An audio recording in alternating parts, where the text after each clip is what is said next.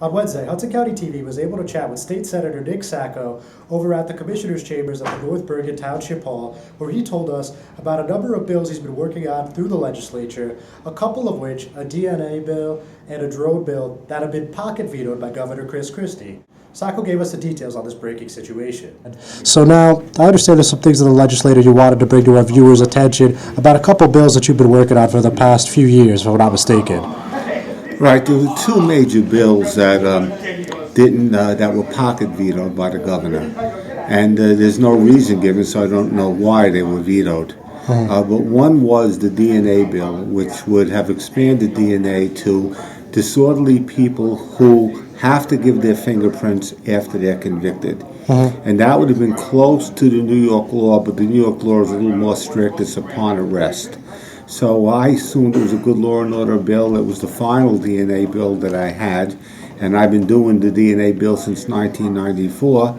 So this was the final bill, and I was really somewhat distraught to see it get pocket vetoed. I have to try to find out why, and if I could find a reason and maybe do some modifications, I'll continue with the bill. But I am putting it back in anyway. The other bill was the drone bill. Drones, since they exist, need regulation. This was a bill that was even accepted by the ACLU, and it gave the you would need a warrant, but that was a concession I made. The warrant only if it's non-emergent. If there's a missing person, a crime being committed right now, a fire, you wouldn't need a warrant for any of those things, only if there was a non-emergent issue, and I gave into that, the assembly version. Other than that, it was a bill that really did a good job insofar as protecting the rights from drones. Drones could not have weapons on them. If they picked up incidental information, it would have to be destroyed. If they're looking at a drug bust and something else is going on, that would be inadmissible. So it was a really good bill, and I'm very surprised that it didn't pass. Were you getting any kind of negative feedback on either of these bills?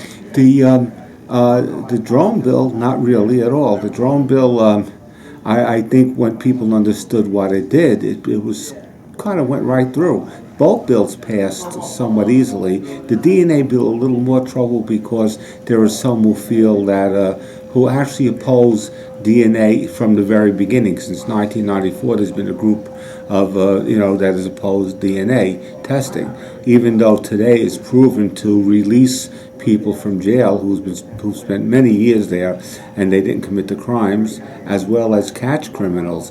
It's the new fingerprinting. They're acting like it's something, some mystical or intrusive method. It's fingerprinting. It's just more accurate than fingerprinting. So I don't know why some people have a problem with it today. They don't complain if someone is stealing and they're fingerprinted, then why that they take a simple swab themselves and hand it in. But that's the negativity that goes with it, and that's what I've been facing since 1994. But we've been able to pass each hurdle. This was the bill I thought would finally, finally wrap everything together, and it didn't. So now we have to find out why. So then finally, in an ideal world, let's say you reintroduce the bill and, start back from the beginning, how long would it take for it to, go all the way through and pass, every possible measure? The DNA bill took a long time. It took right till the end of the session. I had this bill in previous sessions.